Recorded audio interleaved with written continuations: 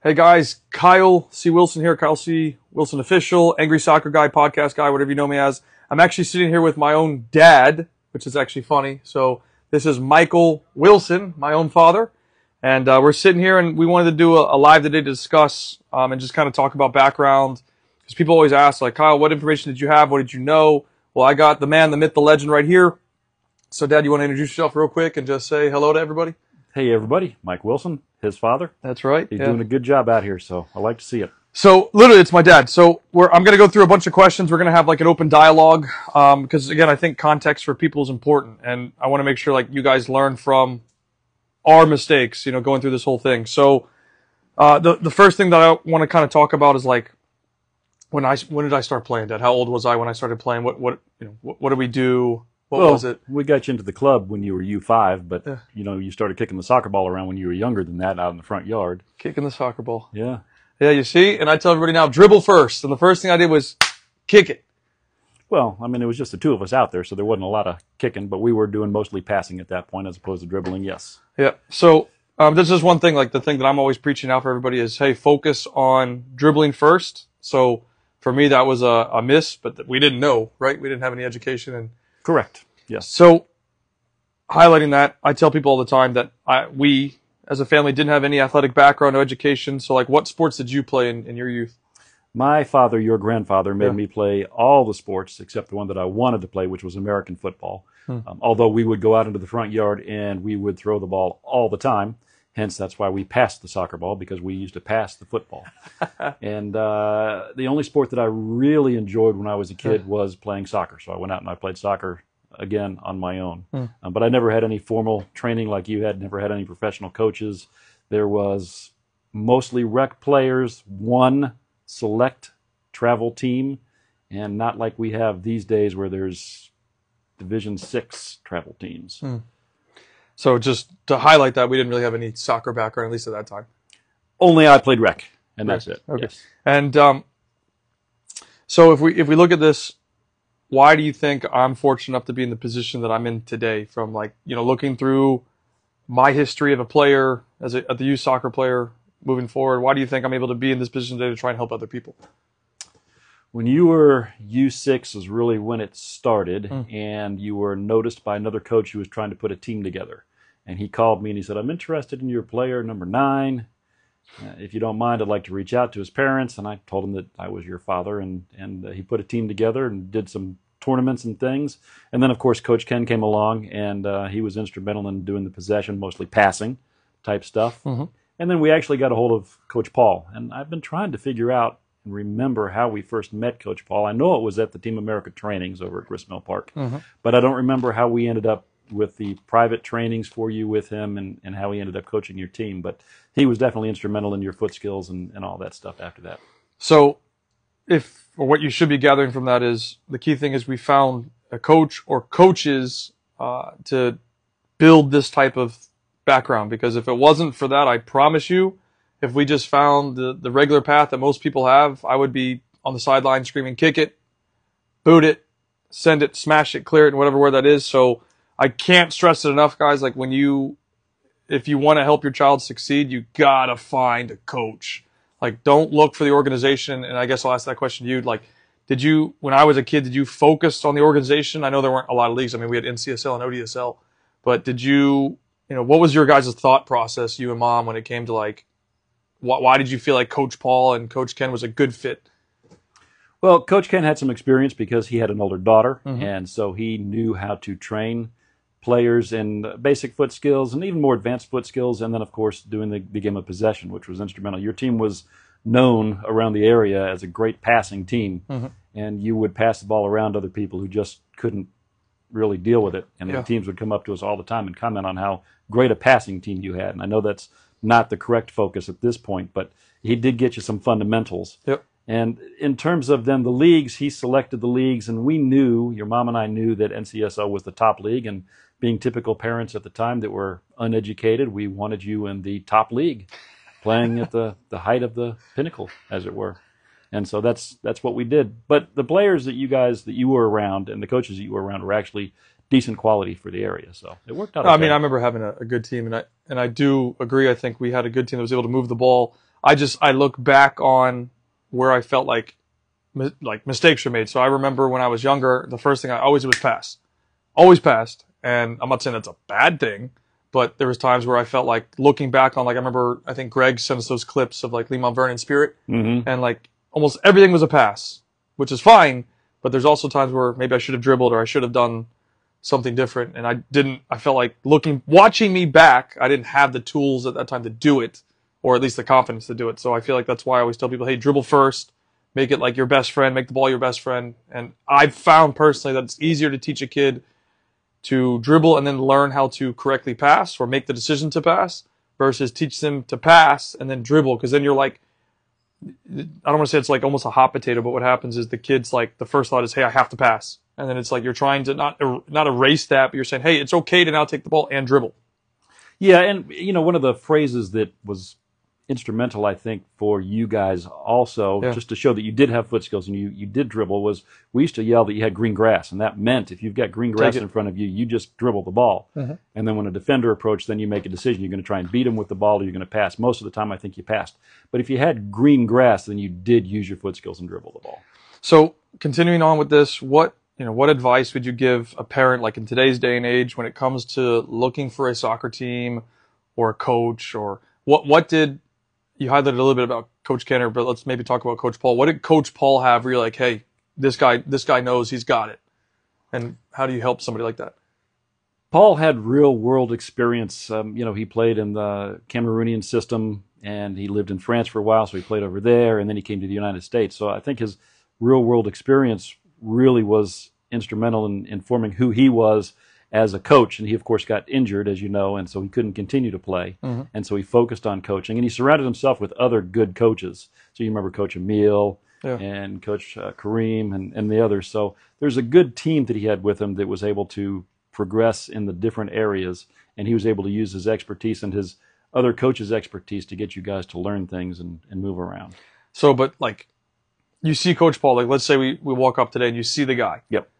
What about him did you say, okay, he's got it? Like, was it the exercise that he was running, or what showed that you're like, okay, he knows what he's talking about and that we should trust him? Like, if we're looking back on it. If we look back on it and you look at, I mentioned the Team America trainings that you went to where we first saw him. I mean, they were setting up drills for players that were impressive, to use their foot skills, to pass, to shoot. So they had the whole repertoire of training sessions for all the different skills that a soccer player needs. And that's what I think ultimately drew us to him. And also, of course, Coach Ken was instrumental in all that stuff. And together we made the decision and had Coach Paul come on. But it was the setting up the skills and the drills and the training sessions that he ran. We said, okay, that's it. This guy's good. Okay. It was watching him do it. And that helps, because like what I'm trying to help parents understand is like, how do you identify a coach? Because people always ask me, like, how do you know this guy's good? How do you know he's doing the right thing? Because especially in today's day and age, what's happening is there's so much social media. So people are like, and I've made jokes about it where I say, hey, they're posting the perfect run. Because if you don't post what looks perfect, people don't buy it. They don't go, oh, wow, yeah. Like, I posted stuff where like kids are making mistakes or errors are happening, and like the parent's going to watch that and be like, oh, that's not good because the kid can't control it or he did something wrong. Or whereas the main people that are getting views and followings and people want to go to their programs just because they see a quick clip, 30 seconds or less, and the kid's killing it. And I'm like, do you know how hard it is for somebody to hit the perfect run? It doesn't happen, every single time. If they do it 10 times, they're going to do it once perfect. The 9 other times they're going to make a mistake somewhere. Right. So it's just about finding the right type of people that do what's necessary. But continuing with this, did you have to force me to practice? Like, especially when I was younger, or, because I get this question a lot, like, should I force my kid to practice, or was I self-driven, or what was kind of like my background, especially from say like 6 to 12-ish? No, man, you loved it from the beginning. I mean, we would go out before you played any kind of organized soccer, we'd be in the front yard and let's go kick the ball. I mean, 3, 4 years old, we'd go out and kick the soccer ball. So no, that was never an issue for you. You always wanted to go, and you always put your effort into it. So that was always great to see. And just to highlight that for parents, like and correct me if I'm wrong, but if you, and I'm not a parent, so you would know better than me, but if you have a child that you have to force to do something, they're probably not going to want to continue in the long path. So that's correct. And in fact, I find that most of the time the kids don't, in these types of cases, don't really want to listen to the parents. It's like, it's just mom and dad. I'll give you an example, and you've heard this a million times, I'm sure, of you and your shoelaces. I think you were 9, 10 years old, and you wouldn't tie your shoelaces. We were walking to the practice field, and your mom and I are saying, tie your shoe, Kyle, tie your shoe. And you're like, I don't need to tie my shoe. Tie your shoe, Kyle. No, I don't need to tie my shoe. Coach Paul walks by, Kyle, tie your shoe. Bam, Dan, you're tying your shoe. You wouldn't do it for mom or dad, but for Coach Paul, tie those shoes in a second. That's funny. So when it came to me actually practicing, did I do a lot of practice like outside of practice? Yes. Or is it always just at team practice? No, you did a lot. You'd go out and you'd practice juggling. You'd kick the ball against the wall. You would get your friends in the neighborhood, and you'd go out and you'd play. I saw your post earlier today, I think, about street soccer, and somebody posted, well, we don't play street soccer, it's dangerous. Well, it wasn't really street soccer, that's just a term for it. You were out in the yard playing, kicking the ball around, and then the term is street soccer. So you did that all the time, including with your brother. You and your brother would go out and you'd play soccer in the yard all the time, regular thing. And again, I think what I tell parents today is like, it always starts at home. Yeah. If you think that your club, let's say you train 3 times a week. If you go to your club thinking that the club is going to give you everything that your child needs, like you're so far south, and my dad went through it with me. Like we had to do, outside of me practicing on my own, I'm sure at a certain age, probably when I was a little bit older, I got private training. Yep, with Coach Paul and others, yes. So you have to do that stuff. So and I always say it starts at home. So if you're not doing it at home, you're already setting yourself up for failure. And the piece that I want to like kind of translate this to is like if your child isn't practicing at home, and then you expect the club to do it, then you can't have an expectation that your child should be winning games, because they're not going to have the skills, they're not going to have the tools, they're not going to have the ability to do anything on the field other than just kick it.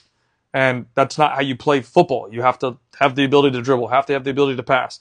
That starts at home. And if you need training at home for free, I have it on my YouTube channel. Just shoot me a DM. You can write challenge or comment on this video when I finish it, and I'll send it to you. It's free. It's my 2,500 touch challenge. But it's just very important for people to understand, like, and correct me if I'm wrong, Dad, but the reason why I got to the level that I got to is because I had a coach that taught me how to do stuff, or coaches that taught me how to do the right things. And then I was self-driven. You guys didn't need to tell me to go outside and do it. I did it on my own. And it was kind of me leading that charge of wanting to play. Correct? Yes, yeah. And I think another key component to this is that you were playing travel soccer, so you were playing soccer at the highest level you could at that point. Mm-hmm.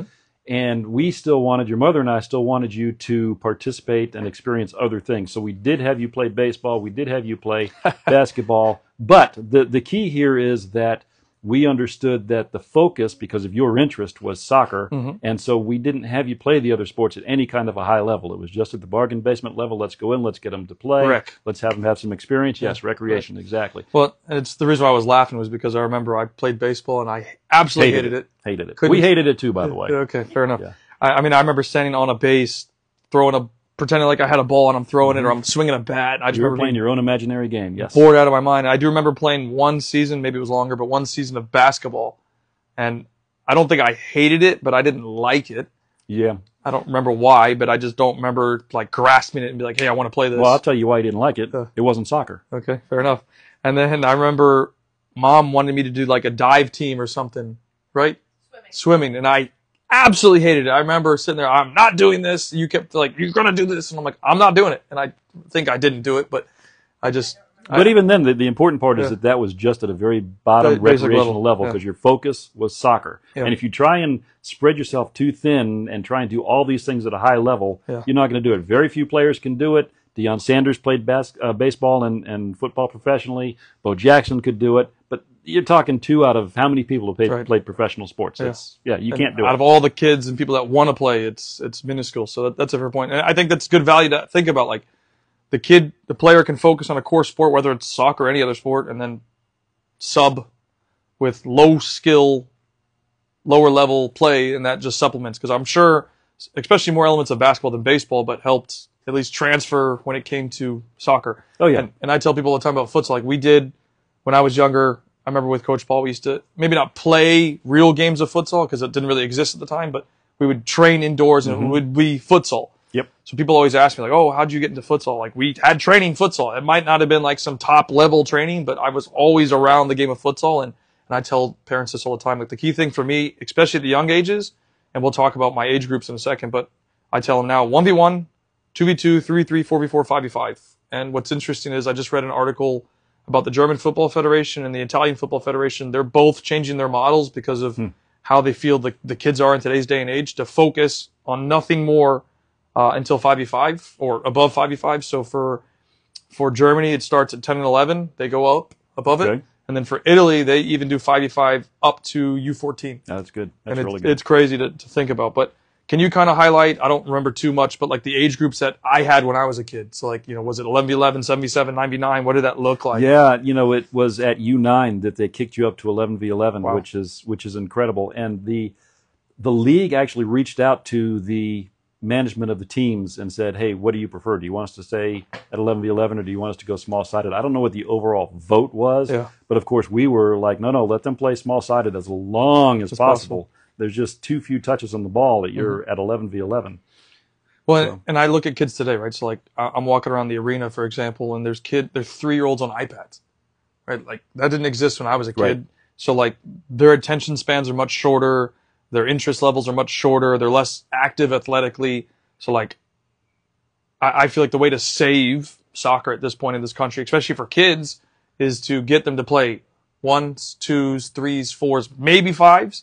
Otherwise, they're not going to have the skill. They're not going to have the interest. Because like I go out and watch, and I'm sure you've seen some tournaments, maybe not too often, but you'll see, and it's just like it's all kickball. It's all slamming the ball down the field. And was that still prevalent when I was a kid? Oh yeah. We would come across teams that you guys would be passing the ball around other teams like crazy and using your foot skills, and then along would come a team and they would play kickball and send it way down the field and score a goal. And so you guys were the better team, but the other teams would outscore you just because they were playing kickball. Yeah. I want to highlight what he just said. So we played better, but we would still lose games even as young kids because the other teams would just slam it. So on that note, I want to ask you this question: how, because this happens all the time. I see it with parents. Like, I'm sure you guys and Coach Ken and Coach Paul, they want to win, right? We wanted to win, but correct me if I'm wrong, but you guys wanted to focus on the way that we played, the way that we learned. 100%. Versus we always felt it was better to lose and play well, and by playing well, I mean not playing kickball, than to win and play kickball. There was one state cup game I wanted to just emphasize for you real quick where it was 0-0 at halftime, and the referees heard me complaining on the sidelines, on the coaching at the time, about, man, I can't believe we haven't scored a goal. And the referee, as they're walking off to take their break, they're like, no, you guys are killing them. It's not a problem. You're going to win. This team ended up popping the ball out, way across one time onto their half of the field, and there was a foul. They got a free kick. They put it in the net. You guys keeping the ball in their half, you just couldn't find the net, and they won the game 1-0. That's crazy. It was very, very frustrating. You played so much better than the other team and still ended up losing a state cup game. Very disappointing. But how as a parent, because most parents don't always grasp this concept that, and people say development versus winning, but like if we define development, we just kind of talked about it's play style, the way that the kids play, the way that they move the ball. How do you reframe your focus as a parent to not necessarily worry about the result, especially at younger ages where you're like, okay, the result isn't so important. It's the way that the players and the team is playing. How do you reframe that? Like, how did you do it? That you weren't just so concerned about the result, because most parents do that. Well, and to be fair, I did it too in the beginning. Okay. We wanted you in Division I, at U9 when they started keeping track of that thing.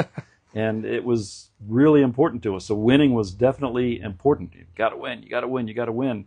And I'm not really sure when it clicked, but it was probably around the time that we ended up seeing these teams playing kickball, like that state cup game I referenced, and it was only in year half one time, and they won the game, and you go, okay, you know what, that team won the game, but they shouldn't have. They had no business winning that game. Right. And you go, okay, so clearly it doesn't really matter if we win or lose. We outplayed them, and that's what's most important, especially if they want to play college, professional, whatever it happens to be.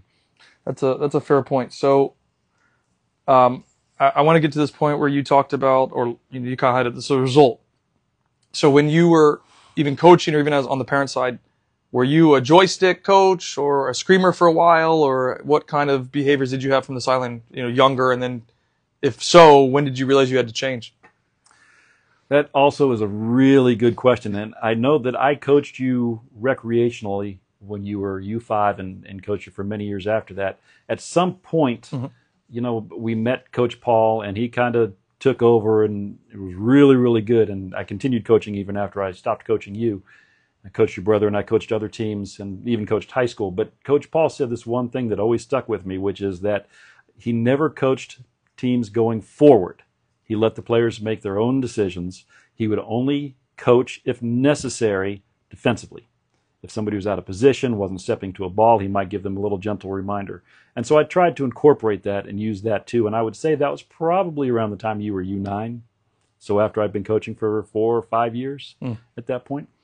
So I love what you just said, because I don't remember that, but I think I have a very similar philosophy when it comes to coaching. I try not to coach on the attack, because that's the time the kids make their own decisions. Right. So if you could say that part again, what Coach Paul said about the attack and the defense and how he coached it. Yeah, when they're going forward, you let the players make their own decisions. You know, you watch a professional match, the coaches aren't out there screaming at him anyway, unless something's gone wrong. So you would let the player go forward, make a decision. If you made the wrong decision, then you would say, hey, maybe try this next time. Guide them. Guide them, yes, and help them. So the next time maybe they make the correct decision. But going backwards, in other words, defensively, then coach might recommend that you step to the ball or move over to close some space, something like that. Okay, so looking at that, like, do you remember looking back, were you either side?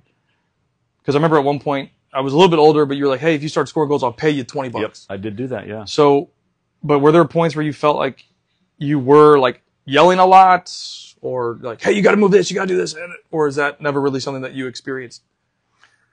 I'd never really yelled, unless I was on the coach's sideline. As if I was on the parenting sideline, never really yelled or gave instruction. But I might get disappointed if something didn't go away that maybe I thought it would have. And then I might go, ah, something like that. But yeah, in terms of joysticking, no, never really did that. And we'll talk about this again anyways, but can you share that story? Because the one with, Parker made the mistake, Ken yelled at him, and then you made the mistake.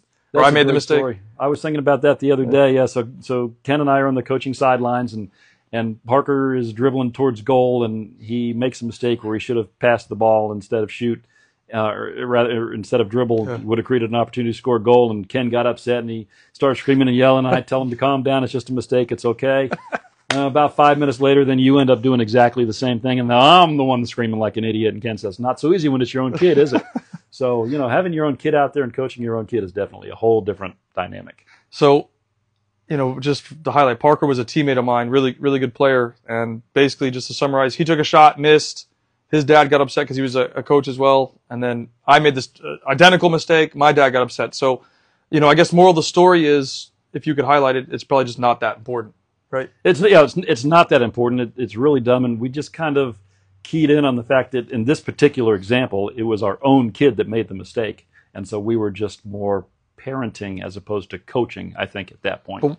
So again, I'm not a parent, but why is it so frustrating when you, especially from a sideline, right? Because when you're on the sideline, you get to see the whole thing. But then the kid, the player only sees this. They get like this tunnel vision. So why, and so again, I'm not a parent, so I don't know that context, but why is it so frustrating when you see your kid make a mistake? Like, what is it? Like, is it as a parent you want them to be perfect, or is it? Yeah, I think there's some of that, and it comes down to, boy, that's my kid. I want him to be successful. I want him to get the scholarship. I want him to do all these great things and get the trophy and the awards and all that. So it comes down to that as a parent saying, I want my kid to do these great things and to be the best out there, even if it's not realistic. I think that a lot of parents suffer from that, and it's probably a good reason for parents not to coach their own kids. And the other thing, too, is that I will say, we talked about referees and things. And, referees, I was a referee for a lot of years and really enjoyed it. It's the best seat in the house. You're watching the play develop, and you can see things happen that you can't see from the sideline, even the coaching sideline, because of the different angles and the way the different, if you're looking at offsides from 5 yards off, it's very difficult to tell than if you're standing right on that line. And it's the same thing from a parent's sideline or a coaching sideline than it is from the referee right behind the play. Yeah. Yes, exactly. So, what advice would you give a parent, looking back on my career, like if I were to make a mistake, let's say I was 6 again, and I started making mistakes, would you, looking back on it, going again, what would you do differently? Would you, if anything, still get upset about those mistakes? Would you kind of let them roll? What would your kind of vantage point be now? So at that point, when you were U5, U6, U7, U8, when I was doing the coaching, I didn't really worry too much about the mistakes or the things that you guys did wrong. What I did do was I tracked things like goals scored, assists, saves that the goalkeeper made, and different types of stats, and would present those and say, hey, you did great because you made this pass to allow a goal to be scored, kind of thing. And so rather than focus on the little mistakes or getting upset about them, it was more about trying to keep it fun for the kids and trying to highlight the things that they did well. Fair enough. Okay. So, and I'll highlight this for context. We as a family, from my opinion, did not have a great nutritional background, even though some people know this, that we were vegetarian my entire life, right? My whole family's vegetarian. And I remember Greg sent us a video, and I was 2 years old, so Mitchell wasn't even born yet. Maybe he's 3, I don't know, but I had to be less than 2 because Mitchell would have been born. So, and the video is you guys gave me a drink, and it was a freaking Pepsi. So I'm sitting there as a 2-year-old drinking a Pepsi. Me and Bella were laughing like hell. We're like, what the hell? Why am I drinking a Pepsi as a 2-year-old? Yeah. So I'll have to say that was a bad parenting choice. I mean, I can't, I will also say that, yes, I'm a vegetarian, but chocolate ice cream is a vegetarian food. Fair enough. So I want to highlight, like, from a nutrition standpoint, because people don't realize how important, especially if the child says, hey, I want to go be at college. I want to go, or I want to play college. I want to play pro. Like, nutrition is critically important. And the sooner that you can get the person, the child, to understand that nutrition is very important to get to a high level, they have to be eating the right meals, the right drinks, and, cutting soda is one of the first things they should do. Did we, I guess from an education standpoint, did you guys not know so much about nutrition, or just didn't care about it, or, because it was funny as hell. I'm sitting there drinking a Pepsi. I look back and I'm like, what in the hell were my parents thinking letting me drink a Pepsi at 2? So that's, your example is fair, but it's probably a little overblown. We probably just let you sample the Pepsi as opposed to actually drink it. However, it was still a bad parenting choice. In terms of nutrition, I mean, we knew things like... We used to have a Slurpee every day. We did, but if we were going to a tournament, we wouldn't let you have Slurpees or ice cream or things, So during the weekend, but the other times were fair game. So again, bad parenting choices. The thing is, you don't get a manual when you're a parent, right? And so you just do the best that you can when you're out there, and you take guidance from your parents when you can, but sometimes you don't always have a great relationship with your parents, and you don't want to hear what they have to say, especially when it comes to your children. So fair enough. It can be complicated, but not having the experience of being a parent leads to these kinds of things. Okay. So basically what you're saying is it's, lack of information or lack of knowledge. Yes. Oh, 100%. Okay. Yes. Yeah. So, because that's one of the things now, I'm really trying to focus on nutrition and health, because personally, from 26 to 30, 29, I stopped working out. I stopped exercising a lot. I didn't really care about what I was eating. And I was like, man, I'm starting to gain weight. I'm starting to look as good. And I'm like, I got to stop this. So I started changing all that. And I'm starting to pay much more attention to what I do and why I do. So I just want to add value. I think it's called ignorance debt. If you don't know what you're doing, it's going to cost you. So then that's a perfect transition into my next question, which would basically be, what advice would you give a parent with similar soccer knowledge to what you had, when I was a young kid?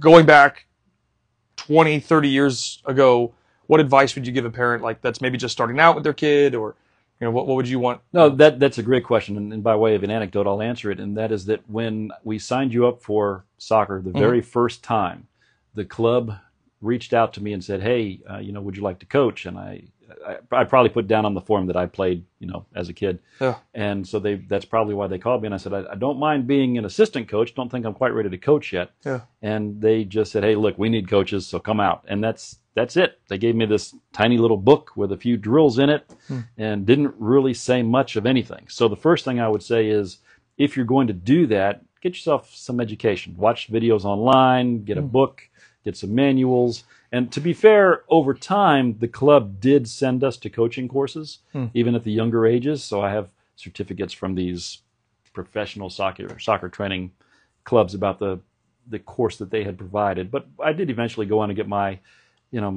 up to my D license. So we do have that. Okay. So, and I tell people this because I think you just highlighted a key issue, and I want to focus on parents because we'll do coaches later. But you kind of have two options, right? You can either pay with time, so you're going to pay either way, or you pay to learn. So what I mean by, and I'll break those down quickly. So pay with time means you're going to take the time, and it might be days, it might be weeks, might be months, might be years to learn the information, or you pay to learn, which means there's somebody ahead of you and you pay them to teach you so you can learn it in hours, minutes, weeks, whatever it is. And so one of the things that I got you and Mom's help on was a program that I call the 3% Parent Blueprint, which is like a guide. It's like a roadmap. It's a platform that I feel like takes away that ignorance debt. So you kind of have two options. You can do what we did, where we did it through time, and you can still find success, or you can pay to learn. And if you don't mind kind of talking about, like, we bounced around a lot of ideas. Why do you feel like something like that, like a 3% Parent Blueprint, can be so important for a parent's education, especially if they don't know anything? Oh, that's real easy to answer. I mean, when we went in, when you were U5, really didn't know anything except the rec coaches and training that I had. Yeah. When I went through the final version of 3%, everything is laid out. It's all right there. It's easy to follow. You can't put a value on that necessarily in terms of being able to move through it. It wasn't just about training. It was about how clubs work, where to go to get more information, and just even signing your team up for club and tournament play. I mean, stuff that was never really given to us when we were setting you guys up. And of course, I had a lot to do with the management of your team, aside from just coaching, where I was the team manager for many, many years. And I would go through, things are different now, of course, it's all online, but we'd have to hand write the roster and then take it to the VYSA rep to have it approved and all that. And the thing is that nobody really helps you. So you do this stuff, Yep. You take it to the VYSA rep to get it approved, and they say, well, you did this wrong. You need to do it this way. What's wrong with you? Well, I didn't know. So now you got to go back and you got to do it again. The information in the 3% Blueprint it's all right there. It tells you exactly what you need to do, how to start all this stuff, and how to get it going. So if we'd had that back then, it would have been just tremendous. And it's not that long. Well, so I appreciate that feedback, because that's important. And I want parents to understand, like, especially if you're in a situation where you don't know a lot, the most important thing you can do is educate yourself. And the great part is I have two options. You can watch it and listen to it for free, or there's a paid version where you get to see, like, the presentations. You get a bunch of bonus information, bonus content. There's a whole bunch of extra stuff that you get with it. But the key thing is you have to educate yourself. And I'll quickly talk about coaching, because we're going to do a whole segment about coaching later. But, I never had somebody teach me as a coach. Like, I now have my C license. I did it through U.S. Soccer. And I did my D license in 2017, or maybe 2018, whatever, at the end of it. And I was like, I'm never doing U.S. Soccer again.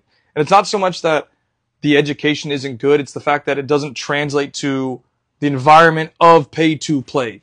And that, for me, is the biggest problem, because there's so many little things that are so different compared to any other country, whether you're a parent or a coach, that is just simply not talked about, that's not discussed, that's not highlighted. And you already talked about, like, when you first went in as a coach or even as a parent, nobody told you anything. No. There was no information. So the things that I'm trying to help solve is provide information for parents. Here's a blueprint. Here's a roadmap.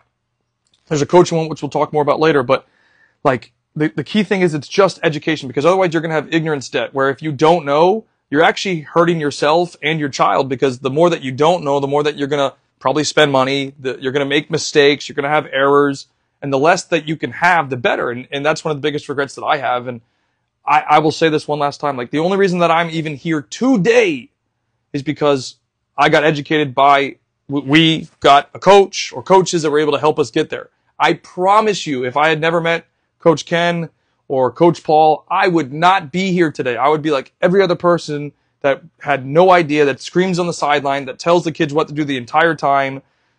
You guys wouldn't call me the angry soccer guy. I would be doing whatever else, and I wouldn't be here trying to help people make better decisions. Now, let me snowball that, because it's not just you, right? I went in as a coach who said, let me be an assistant coach, and I had only played and had recreational coaches.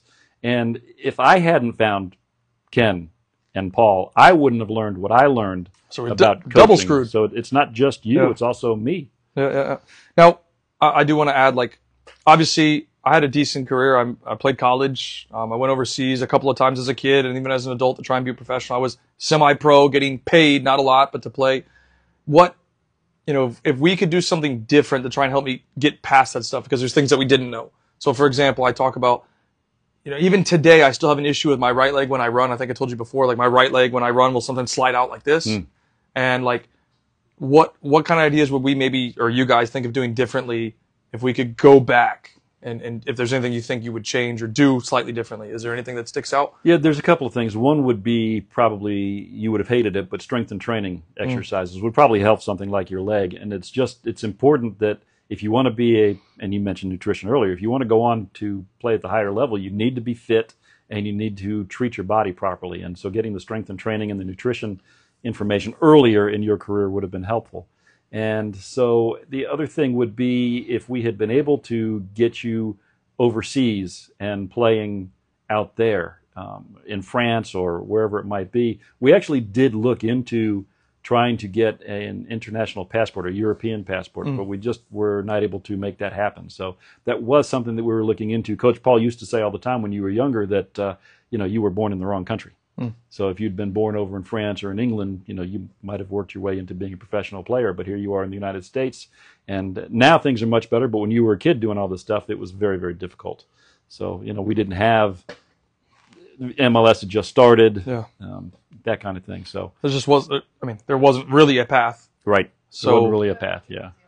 Yeah. So, and I want to talk about that briefly because people always ask me about ODP, and I don't want to harp or go on and stuff, but obviously ODP, the DA came out and they all talked about, exposure this and exposure that. When did I first do ODP? It's very hard to navigate this, but you first did ODP when you were U12, if I recall correctly. And the thing is that they tell you that that's the way to get to ODP stands for Olympic Development Program. That's the way to get onto the national team. And at least at the time. Yeah, that's right, at the time, yep. And then the DA came out, and then they kind of said the same thing. So it's really hard to navigate this stuff. There's a story I wanted to tell as long as we're at this point, which is that you were on a team, the same team at that time, and you were either fighting to get to Division I or fighting to stay in Division I. It was the last game of the season, and it was a must-win game that you had to win to stay or win to get in. Again, I'm sorry, I can't remember. And we had to make the decision because the ODP folks had called and said, we want to invite you out to this tournament. And we said, all right, well, we have to win this league game, so we have to choose between the league game or ODP. We ended up choosing the league game. And ODP apparently didn't like that because you were not invited back the following year. And so having to make those choices without really knowing what the repercussions might be. And then when they bring out the DA and they still had ODP, and now we're going, okay, well, do we do ODP? Do we do DA? So really they need to have some way to help folks navigate that. So long story short, it just wasn't transparent. Right. No, not even close. Okay. Not even close. And so you mentioned I guess how old was I at the time? I want to say that was probably U14. So U14. So ODP was hey, you got to come, and we had a league game, and okay, so that makes sense. But if we look at ODP in context and we look at this league game, I guess you were looking for some sort of information to say, hey, or at least ODP could have been hey, if you make this decision, here's the repercussion. Is that basically what you're trying to say? Yeah, I am. And you know what? When I think back upon it, I think they kind of loosely suggested that without actually coming right out and saying it. And in the end, we just felt like the opportunity to stay or get into Division I was more important. And the reality is it probably wasn't. And back then the DA wasn't there. The ODP was the way, and it was probably better to have you play to get seen in the ODP system. But those are, again, having something to help us navigate that would have been great. Okay.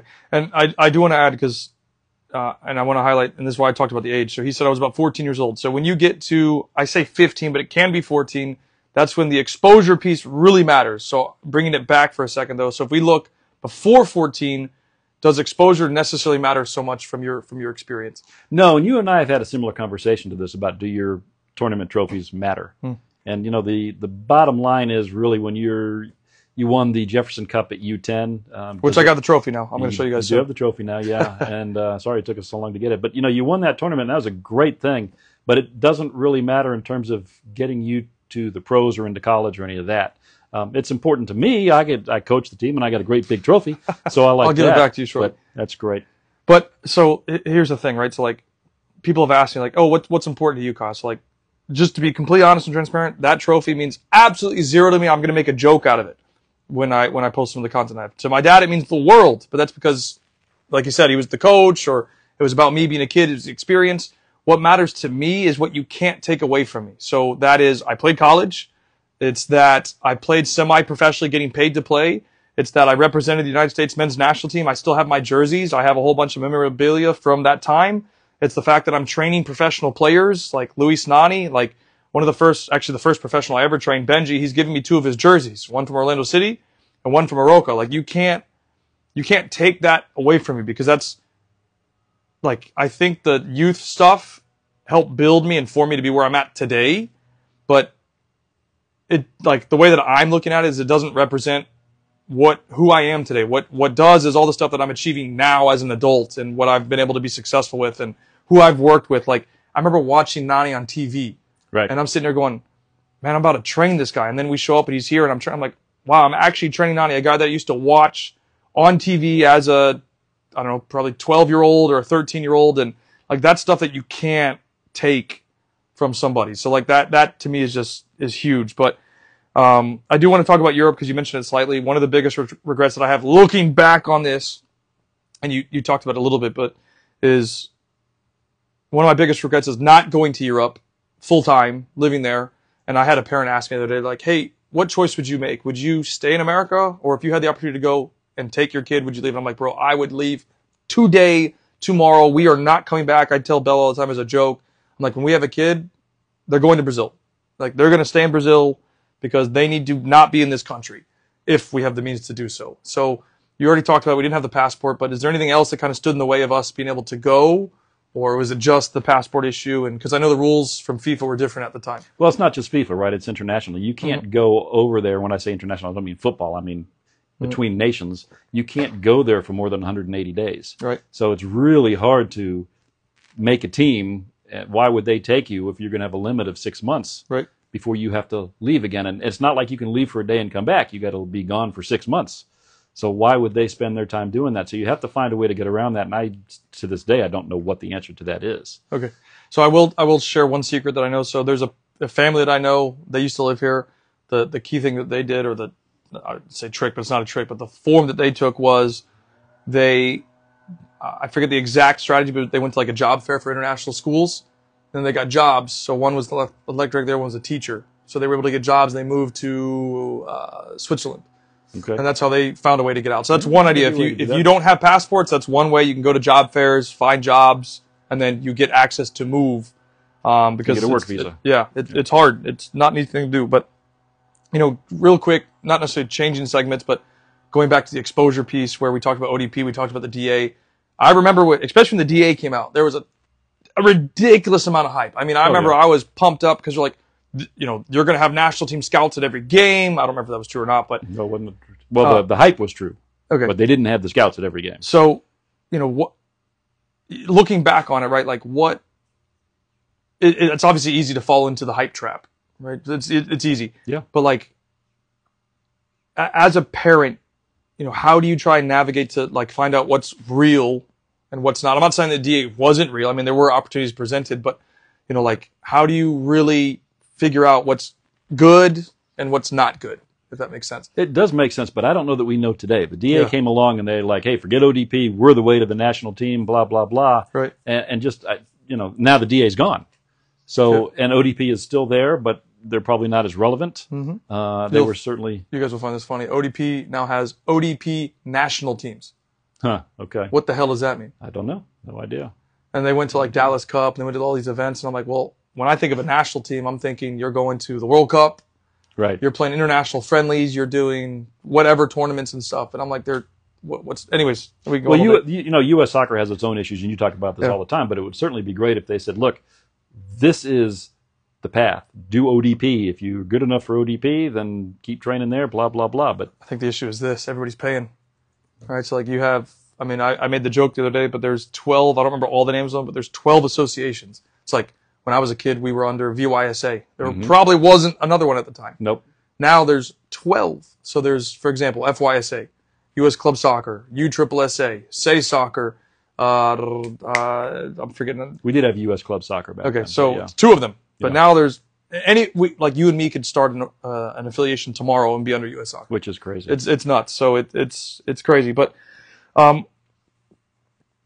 question I have, because I did the DA, I did it for 2 years. And one of the things that I tell people now is when your kid gets to 15, 16, 17 at the latest, go play adult. why did I never go play against men at those ages? Because I remember when I got to college and I was like, wow, this is, I was playing against guys that were 26, 27, 30. I mean, I think it still comes down to ignorance, right? I mean, I didn't know.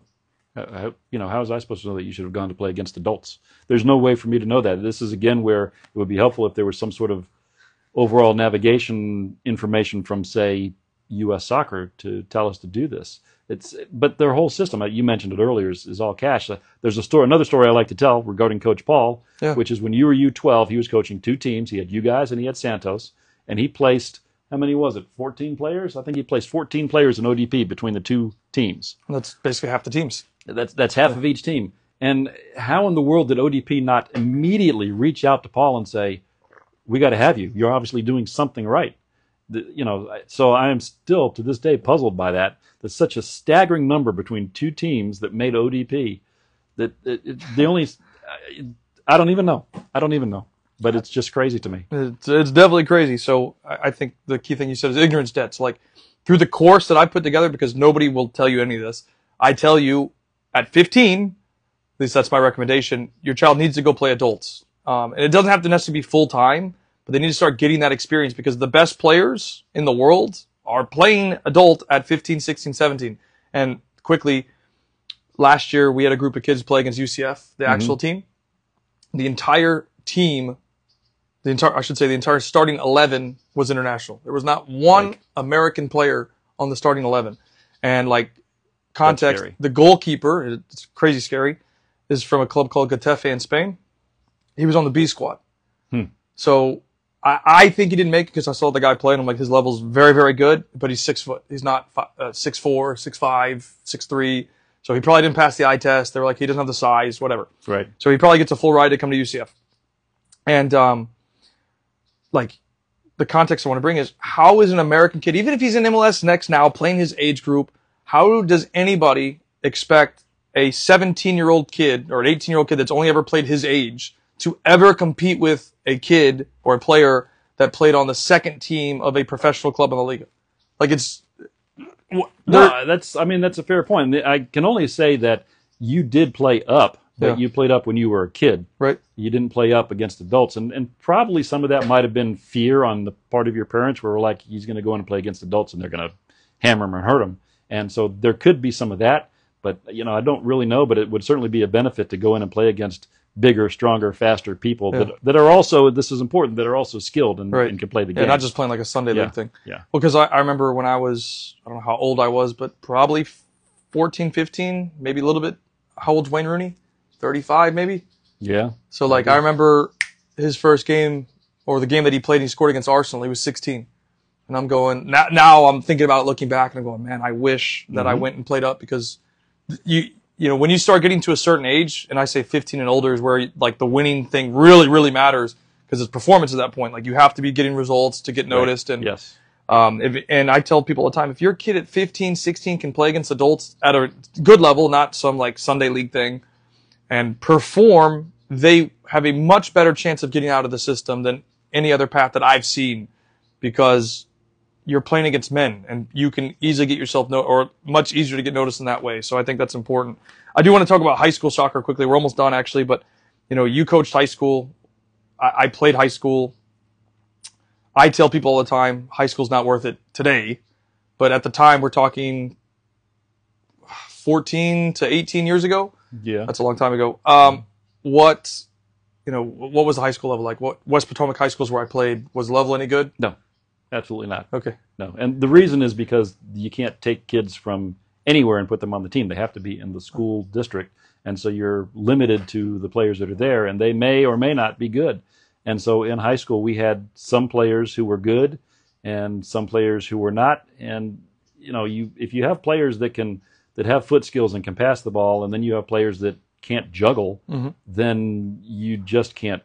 You can't expect 3 or 4 players on a team to carry an 11v11 team. It's just not going to happen. And so, but it wasn't just our high school that was that way. It was all the high schools. So the level in high school is very, very low and really not worth it. Okay. So then, because some people think that high school is worth it, which is fine. I mean, you make your choice. But I want to talk about quickly with high school is like recruiting.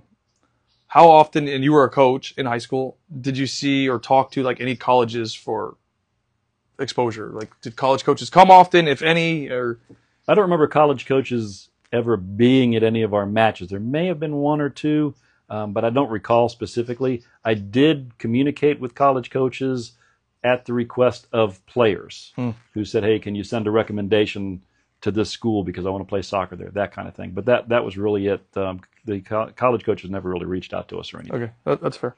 All right, and then just kind of the last thing to recap or just finish up with, any like final outstanding remarks that you want to add for parents, just whether it's advice or any last words really to finish with. Yeah, I mean, education is key if you're going to do this, not just for the player in terms of getting quality training, but for the parents in terms of understanding what it is the player needs. So go read a book, go get some courses. Take my course. Take Kyle's course. That would be a good one. Yeah, to Kyle's credit, I also have taken several of the U.S. Soccer classes, got my D license, for example, and he's spot on in that the early ones maybe will touch on the grassroots soccer stuff. But when you get to the B and A and people are looking for that and say, oh, I want a coach who's got an A license, the A doesn't teach you anything for the kids.